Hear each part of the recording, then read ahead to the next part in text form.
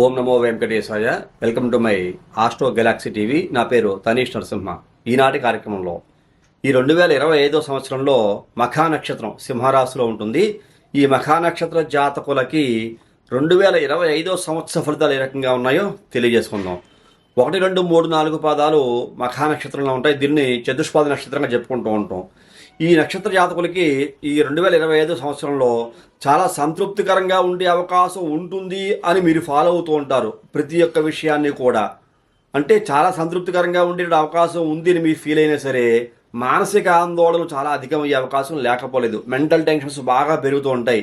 ఈ సింహరాశికి చెందిన వ్యక్తులు చాలా చాలా జాగ్రత్తగా ఉండాలి. మనసు ఎప్పుడూ నిర్మలంగా ఉంచుకోవాలి. టెన్షన్స్ పెంచుకోకూడదు అని మరొక్కసారి తెలియజేస్తున్నాను. అలాగే ఇతరుల చేత గౌరవింపబడేటువంటి ప్రయత్నంలో చాలా సఫలమవుతారు.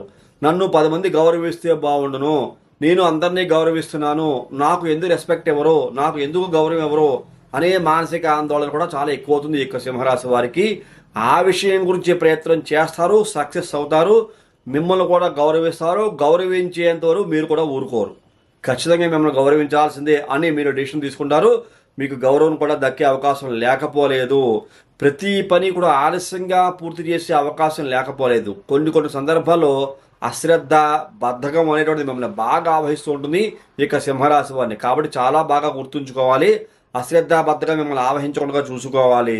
అలాగే ఇంకా చూసుకుంటే వృత్తిరీత్యా చాలా జాగ్రత్తగా ఉండవలసిన సమయము ఈ యొక్క 2025 సంవత్సరము మఖా నక్షత్రం వారికి. మీరు చేసిన ప్రతి పని, సొంత వృత్తి కావచ్చు, ఉద్యోగం కావచ్చు, వ్యాపారం కావచ్చు, ఏదైనా కావచ్చు, చాలా జాగ్రత్తగా ఉండాలి. ఎంత జాగ్రత్తగా ఉంటే అంత మేలు జరిగే అవకాశం కనబడుతోంది. కొన్ని సందర్భాల్లో మీ యొక్క ఆలోచనలు చాలా బాగా ఉంటాయి, కానీ అందరికీ నచ్చవు. ఇది కూడా ఈ విషయం కూడా మీకు నచ్చదు.